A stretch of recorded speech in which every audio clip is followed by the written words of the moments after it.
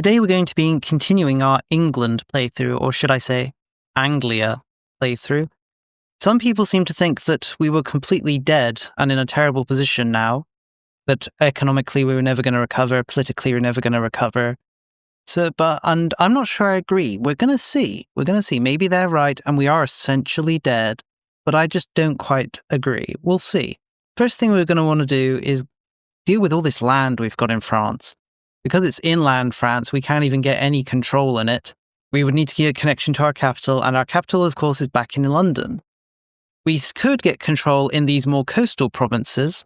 That wouldn't be too difficult, especially once we enter the Renaissance and gain access to lightships and can start spreading our naval proximity. So for these inland provinces, we're just going to give them away to vassals for now. We're going to check how many vassals we have and of which types. We've got 3 dominions, 3 vassals, and 5 fiefdoms. Dominions are the unique vassal that England has access to. Unlike normal vassals, they take 50 years to be annexed. So really, we'd like to hand them out to people that we're probably not going to annex within 50 years. One thing of note, though, is that they actually calculate their strength better. Their strength is calculated as minus 25%. So if their strength is 100, they would consider their strength as 75. As compared to normal vassals, like fiefdoms, which calculate their strength as minus 50%. So if their strength is 100, they would think of themselves as being 50 strength, which makes dominions kind of harder to keep in check because they're going to consider themselves stronger than other kinds of vassals. And if we look at our other kinds of vassals, our fiefdoms, for example, they get a flat 10 bonus to their loyalty just from being a fiefdom, whereas dominions and normal vassals do not gain any sort of bonus from being a vassal. But we're going to try and space out how many of these have. We'd like to have similar numbers to dilute the overall strength. So let's look at what we've got. What vassals do we want to create? Some obvious ones we'd like to spawn probably are Bourbon even. Burgundy as well. We'd like to bring them back to the field. Gascony is also a good one to create. And Toulouse, though we don't have much land for this Toulousian vassal to control. So let's just get on with it. Since we've already got 5 fiefdoms, let's create 2 vassals and 2 dominions so that we're in equal amounts. We'll make Burgundy into a vassal, and we'll make Bourbon into a vassal. I didn't get rid of all of the land here. We might increase the size of these vassals a little, depending on whether we want to release these other smaller nations. But let's release 2 dominions now. We're going to release Nevers as a dominion. And we're going to release this other country down here. What were they called? Forez. Or Foray, as the French probably call it. We'll release him as a dominion as well. We've already gotten rid of a lot of this land. Now we have 15 subjects, 5 of each. So now we'll probably start thinking about creating some other ones to divide up the land. We're going to create Gascony down here, as well as Toulouse. We'll make Gascony and Toulouse. We'll make Toulouse a dominion. We'll make Gascony a vassal. We're actually going to enlarge Gascony a bit because we have some extra little locations here that Gascony didn't have cores on, but we don't really want to control them or release them as another vassal. So instead, we're just going to hand them over to Gascony. They're actually in locations that he has cores on. So if he hasn't got core on Nogora here, but he has cores on the rest of the province they're in of Armagnac. That's just how it goes, I guess. Surely it wouldn't take him too long to core that one location. Toulouse, of course, got control of lots of stuff because they have cores on a lot of land. So they've gained a lot of the smaller provinces we had around here. So what are we going to do with these little bits? Aquitaine has some cores on this stuff, so it might just be best to give it to them. I think that's what we'll do. They can have this one, and they can have this one. Kind of awkward borders, but it is what it is. What about these 2 pieces? Oh, Aquitaine has some flames on them, has some cores on them as well. We'll give them those bits as well, making very awkward borders. Wait a minute. Oh, no, this is part of Bourbon. This is part of England. I guess we could release this guy. Maybe we will. Let's do that. Let's release this Lamarche fellow. We'll release him as a fiefdom. And we'll also give him that extra bit of land down here. There we go. Now we just got these northerny bits to deal with. We'll probably not create any more vassals up here.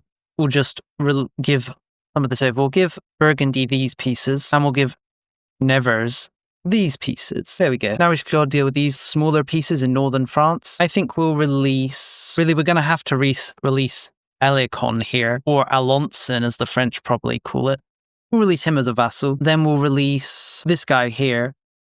He's going to take this small little location here, but I don't really want it much. So we'll just release him. We'll release him as a dominion. We're also going to give him control of the rest of the land over here, just to spare us having to hand out another vassal. There, nice and neat. Now we need to think about Brittany. This is kind of a hard choice. Part of me wants to release it as a bunch of vassals. Unfortunately, we can't release Brittany because, of course, Brittany doesn't exist. So we'd have to release them as custom subjects. How many would we need to create here? How many? There's around there's 1, 2, 3, 4 provinces, but when we control a bit of a fifth one here, so we'd need to create 5 vassals. I think it would be better to just keep a hold of Brittany for the moment. We'll be able to increase our control and presence here once we start sending over maritime presence. Let's take a little look at the province setup. So all of this is one province, and then all of this. So it'll take us around 3 provinces to get over to Brittany from London, or to get over to the southern side of Brittany. That's not a big ask. Definitely something we'll be able to do. So yeah, I think we'll keep a hold of Brittany for now, just because, you know, we need some sort of spoil from this war, don't we? So what else should we do? We should set another rival who's pathetic and weak. We don't really want somebody strong as a rival. We want somebody who's not really ever going to attack us. Let's go with Navarre. They're weak. Unfortunately, Edward the Black Prince actually died of a random event a little bit before we won the war, like I think a month, so he's dead. Maybe it's for the best. The war that would earn him his fame and prestige is over after all. That does pose a bit of a problem now, though, because it means our successor is going to be this 10-year-old girl. Essentially, the succession crisis of France is essentially going to happen again. Although our king's only 30, his wife's only 31, 2 even. So maybe they'll have a son. I will keep it in mind though, and I'll maybe try and marry her to another Plantagenet. We might have to change our succession law. When it comes to France, we'll need to wait around 10 years. We'll need to wait 10 years before we can enforce our succession law on the French. So the strategy will probably be wait for 10 years, switch our succession law to something better, enforce it on France. That way we'll keep the union. Next, let's take a little look at our economy. We're deep in the red, but that's understandable. We're spending a lot on increasing our stability, which we don't really need to do now that we've eclipsed the French. So we'll drop it down so it's still in the positive, but not by much. We'll also stop spending so much money on forts because we don't need them. Our army's still being spent a little because we've got some raised levies that I can't raise because they're currently in motion. That I can't de-raise even. Not much is left of our actual standing army, but we'll think about bringing them back over to Britain. We'll probably keep taxes as they are for the moment. We really want to pay off these loans. They're definitely costing us a lot in interest. So our number one strategy is probably just going to be let our money build up as fast as possible to pay off the loans. We might even just cut our legitimacy spending. High legitimacy is nice, but I'd much rather pay off these loans as fast as possible. Diplomatic spending's I'm a little on the fence on. A part of me wants to keep it high to ensure our vassals' loyalty. If you see, we drop it down to 0.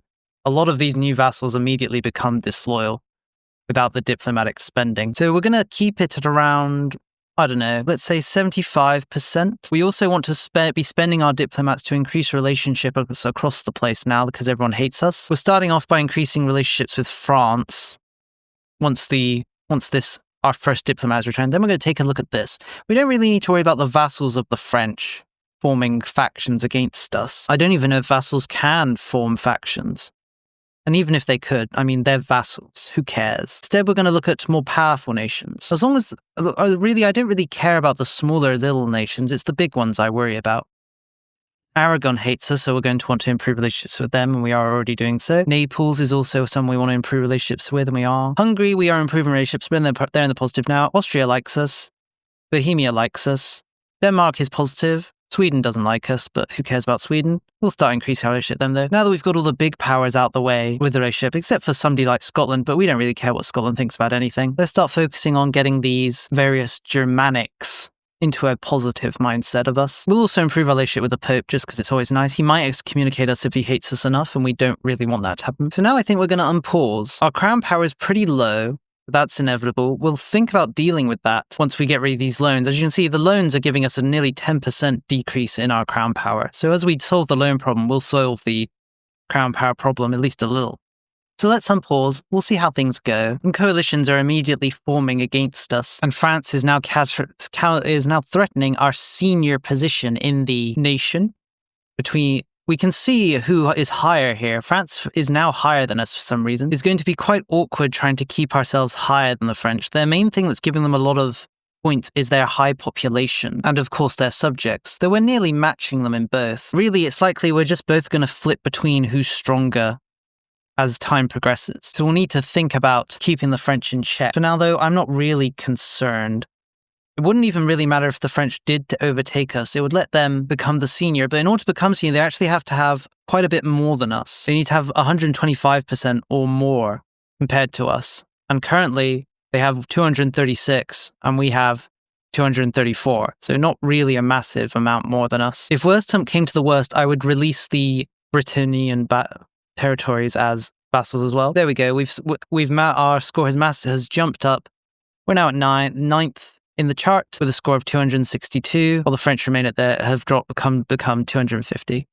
We'll have to keep an eye on things, but it shouldn't be too difficult with all of our vassals massively increasing our score. We're going to start paying off the loans rather rapidly because the sooner we pay them off, the better, really, because of the inflation cost and the crown power cost of them. Getting Aragon out of the coalition against us is definitely one of our first priorities. We're going to put what's left our small starting navy out to sea, just because it will increase our maritime presence a little bit, and that's something we definitely want to start increasing. We'll even appoint a high diplomat general to increase the maritime presence even faster. We'd like to get it up to 100 in these territories as quickly as possible, just for the bonus it'll give us to control around the Exeter and Norfolk regions. I'm not really sure what the cutoff point for coalitions is in EU5. I know it's 50 in EU4. We're at 60 now with Aragon, but they're still in the coalition. We'll keep increasing it.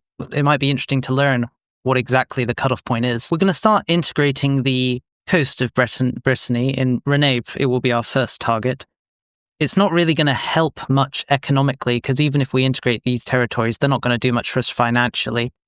But it's nice to get them integrated. When it comes to research, we're going down this branch of the starting Renaissance tree, mainly for the improved relationship, loyalty of subjects, subject opinion, and then eventually diplomatic annexation cost. And then finally for this local infrastructure, for that just minus 2.5% proximity cost. Scottish Civil War has ended. We have the option to enforce the treaty or just say, let them keep it for now. They never seem to accept, or at least I've never seen the Balois win, but we'll demand it anyway. We're probably going to annex Scotland, maybe not right away. They have no honour. They are Scots after all. We've almost paid off all our loans. We've only got 3 left. And here's our first parliament. Now, when it comes to societal values, we actually want to stay decentralised for quite a bit because it increases the loyalty of our subjects. We'll probably save pushing far into the centralisation path for much later once we've integrated most of France. For that reason, when it comes to choosing where we hold the parliament, we're going to choose somewhere outside of London, because doing our parliament in London will increase centralisation, while doing it outside of London will decrease centralisation. Of the question of which one we're going to select, we're probably just going to pick the most likely one, and then we're going to spend the points on something else. Before we do, is there a law we want to change? We're going to check. I had a little look, but it doesn't seem like there's any law we want to pass. So I'm wondering instead whether we probably don't want to increase taxes, because increasing the maximum tax isn't really going to help. Increasing equilibrium is what really increases taxes, although the equilibrium for our peasants is actually really high. If we increase taxes, we could get an extra 10% tax from our peasants. So maybe we should increase taxes. Let's pass the most likely for reform, which is to fund farming estates. Then, as I said, there's not really any laws we want to change. I don't really want to go to war with anybody, so I don't really need larger levies or fabrication support. Do we want to increase antagonism by 1? Maybe. We definitely don't want to change a policy on anything. So let's take additional taxes for now. We'll increase the maximum tax everyone can pay by 25%. Then we'll do some bellicose support just to get that extra chance for it to pass. And then we won't do anything else, I don't think. We immediately get a buff of an income from the extra tax the peasants are now paying. And there we go. We've managed to pay off all of our debt. Now we can actually start thinking about spending money on other things. First thing we're going to do is increase the cost of paying for court because we want to set up 100 legitimacy as much as possible. Then we're going to up our stability as well because keeping our stability high is always good for various reasons. It not only increases the estate satisfaction, but also increases pop speed. And it will, of course, increase our great power score, which helps us maintain our dominance over the French. Though I don't feel like that's a big deal right now. They're still at 11th position.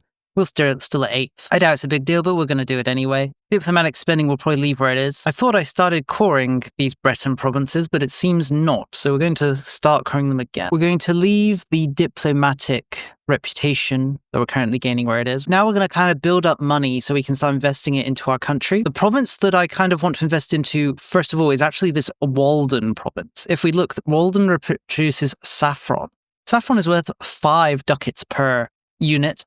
And because of its close proximity to London, it's quite easy to get high control in Walden from just building roads to it. In fact, we're going to build a road to Walden right now, 46 ducats. While the road's being built, we're going to try and get enough money to expand the manufacturing of saffron in Walden. The coalition against us disbanded. I guess they were all talk. People do still hate us, of course, due to the antagonism, but as long as they're not in a coalition, I'm not really bothered. We're going to start expanding our saffron deposits. Now that there's no longer a coalition, we're actually going to start integrating another province instead of spending time increasing diplomatic relations. We're going to start integrating this Trigor because it's really easy, probably, because it's only a single location.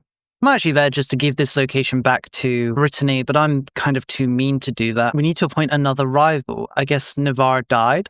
It looks like it. So who should we pick? Someone pathetic and weak. Maybe this Upper Bavaria. Yeah, I think we'll pick Upper Bavaria. They already hate us anyway. The Black Death has been spotted. Oh dear. I'm probably not going to try and fight the Black Death, mainly because I'm not really in a position to. If I'd had it, we could loan Max and try and fight the Black Death, but we're not going to. We're actually going to cut taxes for the burghers to nothing, because they have an option that makes it easier to fight the Black Death without actually having to try and do anything of note. We are going to build a hospital in London because it not only increases the disease resistance of the location, but it also increases the life expectancy of our ruler and other characters. And we really want them to live long, unless we're in situations where we don't. But hopefully we won't end up in such a situation, right? France is actually going to war with Lorraine. This is one of the benefits of having a personal union. They actually fight their own wars and expand on their own. Of course, that's kind of a bad thing, so we do need to keep them in check, but I'm sure it'll be a minor issue.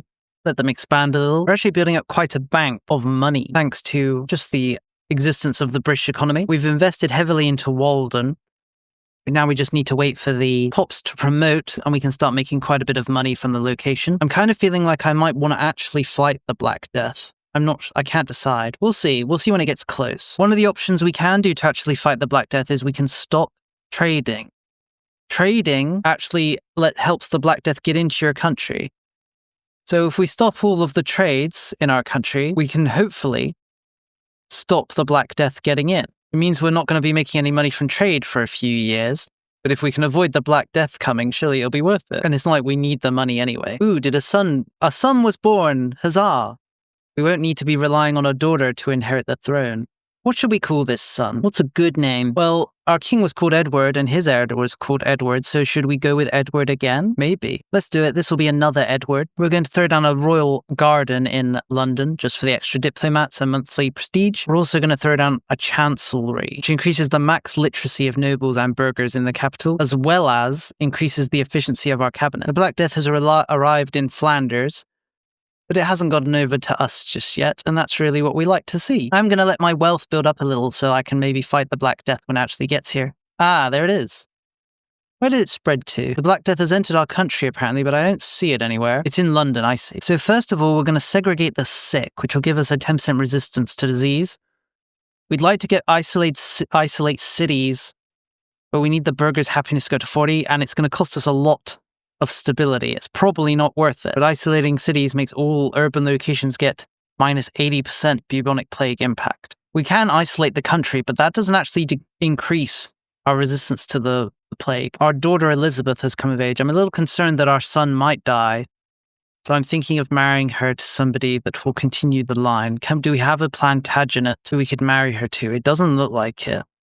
Unfortunately, we don't have the option of keeping it in the bloodline. I guess we'll just marry her off to another kingdom then. Unfortunately, we'll marry her off to the Aragonese. Our king was killed by the Black Death. Now we're in a regency, and we're going to be in a regency for quite a while. because our son is 0 years old. Whoops, probably should have isolated the court.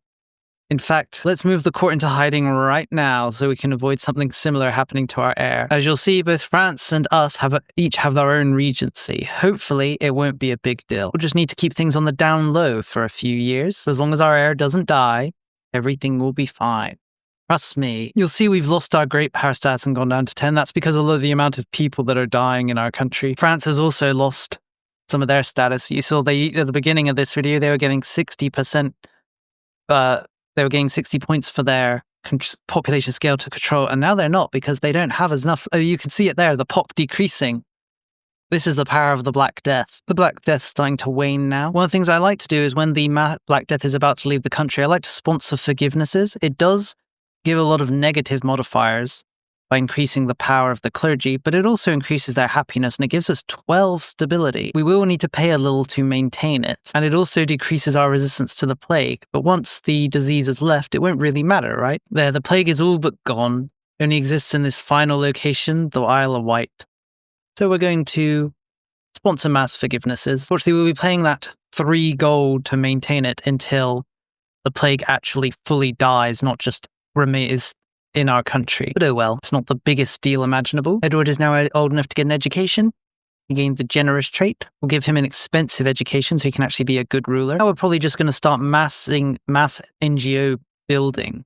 I like to invest in Woking because of how close it is to the capital, and horses, while not as much worth as saffron or gold, are worth quite a bit at 3. Really, we'd like to invest heavily in the locations around London, even if they're not necessarily too profitable. Their proximity makes up for it. The Black Death is now officially ended. Killed a fair amount of people, but not enough for us to really be bothered. Now we're going to start thinking about building some buildings. Buildings actually have synergies if you check.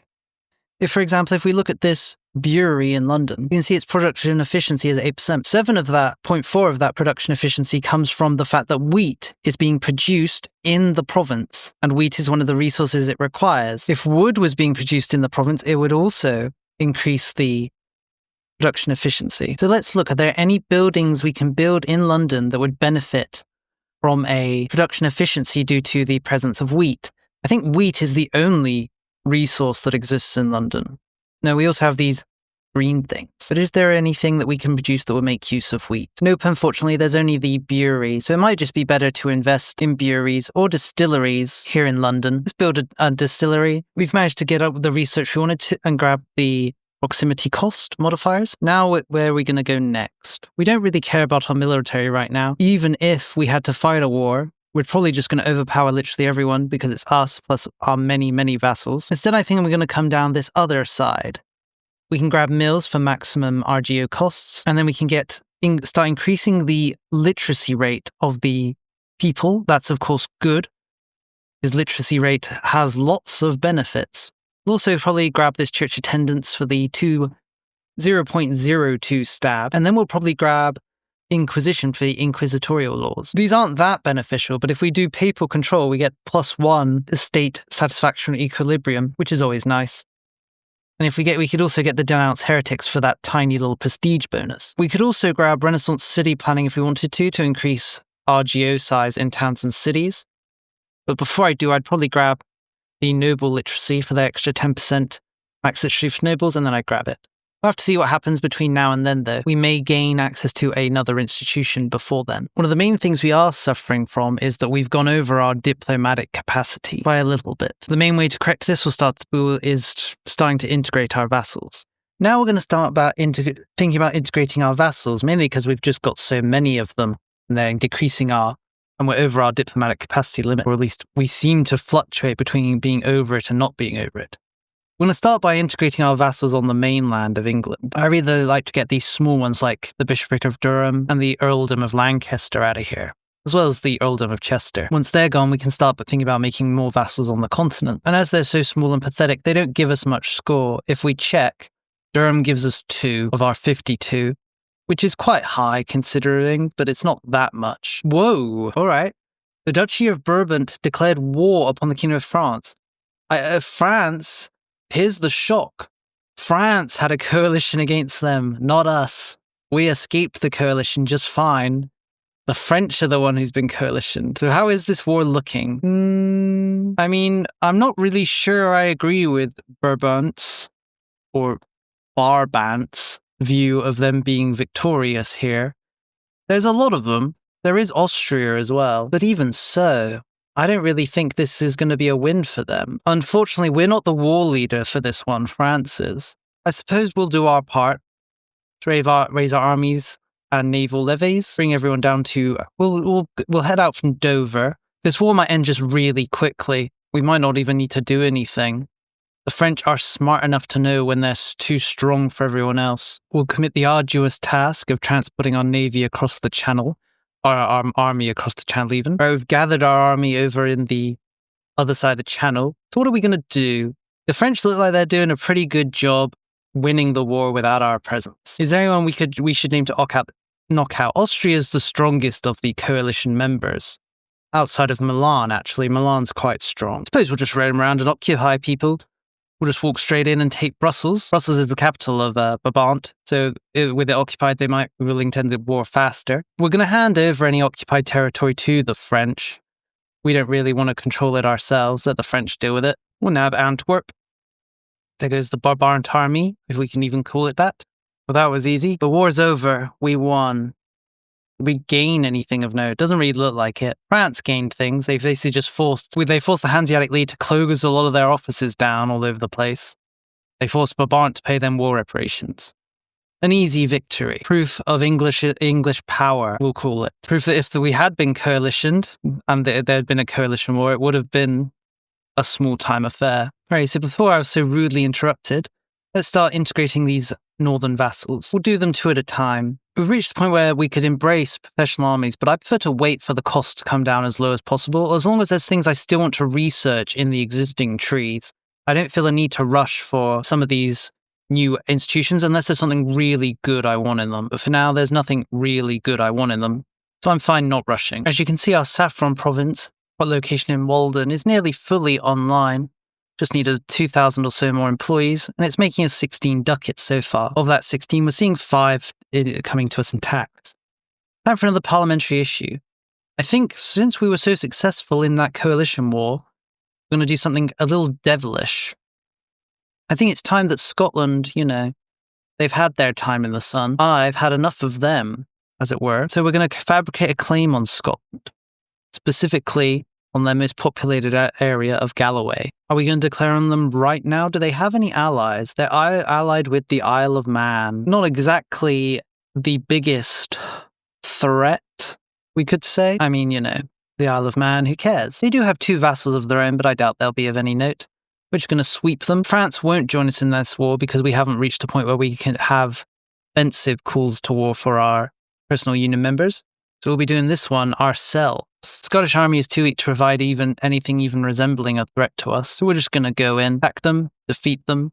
Then we're going to split up our army into parts and start sieging down these forts. We'll assign high admin generals so we can siege faster. We'll also start building a spy network in the Scottish so we can siege even faster. Our vassals will try to help as best they can, but they're not very effective.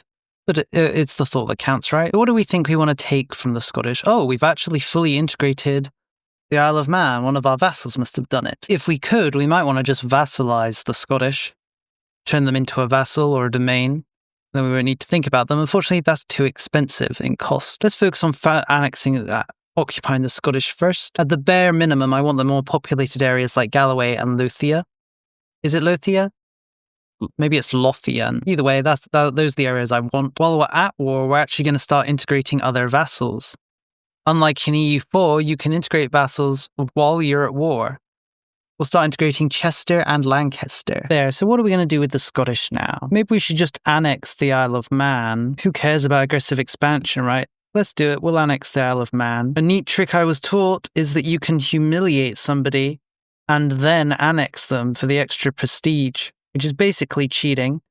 So I won't do it ever at all after this one time I'll show it to you. For Scotland itself, we'll take Galloway as discussed. We'll also take Lothian, whatever it's called. We'll take Tatterdale, and we'll take Strathclyde. No way it's called that. I think that's enough. We'll have taken basically half their country. and then the next war will probably come for the rest of it. We'll take a large amount of money from them because that's nice, and then we'll go home. Simple war, in and out, as if it was nothing. The question becomes, what do we do with all this land? Some of you may cringe at the idea of releasing more vassals, but luckily we have this actual vassal we made at the start of the game, who we can feed some land. We'll feed him his province, so he's whole, as he should be. But then we're going to create some more vassals to govern this land just in the short term. Since we're absorbing vassals at the moment, it's not really a big deal if we release some extra ones. But we are going to want to absorb these new vassals in a more faster time frame than others, so we don't want to make any dominions here. Since Chester and Lancaster and Durham were all vassals, we're going to make new vassals here instead of creating others like fiefdoms. There's actually a historic vassal here, the minor tribe of Galloway, so we'll release them just because why not? Release them as a vassal. We're actually going to release the Isle of Man We'll keep the Isle of Man, I think. We'll make sure Galloway has complete control over their province of Galloway. Then we're going to release Edinburgh as a vassal. We'll put this Adam Richards fellow in charge, and then we'll release another vassal in Glasgow. This Bishop Eugene Joyce can be placed in charge. There we go. We've divided up southern Scotland. We're even more over our diplomatic capacity, but it's not a big deal since we're about to annex 2 of our vassals, which will decrease our cost anyway. We're also going to start thinking about annexing Wales. Wales themselves has a bunch of vassals, and I can't quite remember what happens if you absorb a vassal with vassals of their own. Do you gain them? Maybe. It looks like our regent died, so we're now in another regency, a noble's regency. But our heir is quite old at this point. He's 13, so he's going to come of age any minute now. We have enough religious power to do a religious thingy, but there's nothing that really appeals to me. We can invite a foreign cleric, but I'm not sure I would bother doing that. We could pass some sort of papal bull. Do any of them jump out at me? The one that increases antagonism might be nice, but the thing is it decreases antagonism for everybody, not just us. Nope, none of them really jump out at me. We'll probably just hold out for making one of our rulers a saint. There goes Chester. France is actually going to war with Aragon. Aragon does control a tiny piece of France over here. If they take that, that would be nice, I suppose. But seeing France expand in a big way is not something we really want to see. Problem is, France is basically hiding under the personal union they have with us, and it basically lets them expand freely without much worry because they have us as an ally, essentially. Though that doesn't particularly bother me. Let the French expand, I say. The schism in the Catholic Church has happened. This is no good. Well, since we're kind of friends with France, maybe we should be supporting the French, because in a way, the French church is our church, right? So let's just throw our backing into the French. Probably for the best. Not that we really have any backing. We finally have integrated one of the territories in Brittany. We'll start integrating another one. Not that it means much, because it doesn't increase our control high enough for us to actually gain anything. Our king has come to the throne. Edward II. Did I spell Edward wrong? I didn't. But for some reason he's considered Edward II, even though his father was Edward III. Make that make sense. But this is Edward, not the Black Prince, because the Black Prince died. We'll make him join a foreign noble order. He can join the Hungarian one, because that's always the best one, it seems. Now we can actually start passing some laws within our union. The first one we want to pass is we want to vote for a unified succession law. This will allow us to force our succession law on the French if it successfully passes, which it should do. I don't see why the French would vote against it. Nope, the French are voting for it, as they should. The French know what's up. Who are we going to ally our ruler to, though? I guess we'll ally him to this Bohemian princess. Hopefully our ruler doesn't die, or we'll end up in a precarious position. There we go, we've got the unified succession law.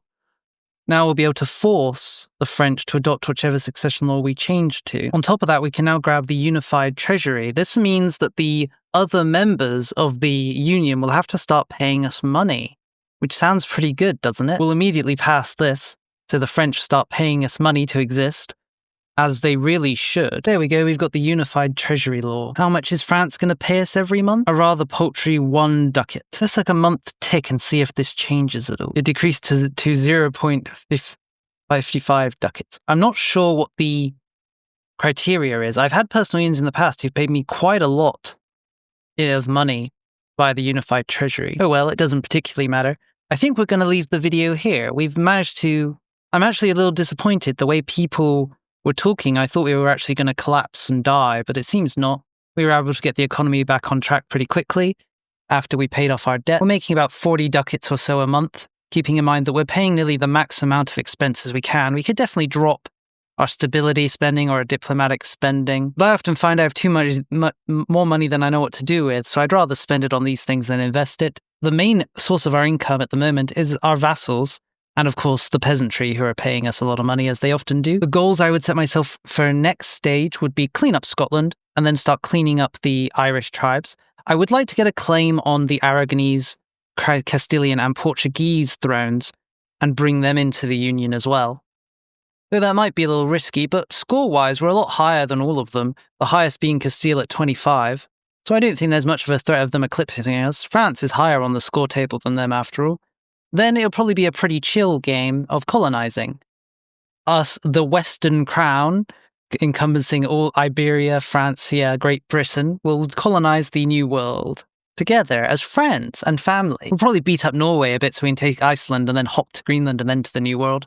But for now, this is the end of the video. Let me know if you want to see more or the next stage or another nation you'd like to see me play.